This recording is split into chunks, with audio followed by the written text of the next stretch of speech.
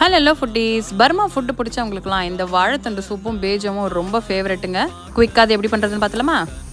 2 cup பச்சரிசி, 1 cup கடலைப்பருப்பு தனித்தனியாக ஊற வச்சுக்கோங்க. பச்சரிசியை மட்டும் நல்லா மாவாக அரைச்சி அதுலேயே அந்த ஊற வச்ச கடலைப்பருப்பு, உப்பு, கொஞ்சம் சில்லி ஃப்ளேக்ஸையும் சேர்த்து சூடான எண்ணெயில் போட்டு பொரிச்சு எடுத்து ஓரமாக வச்சுக்கலாம்.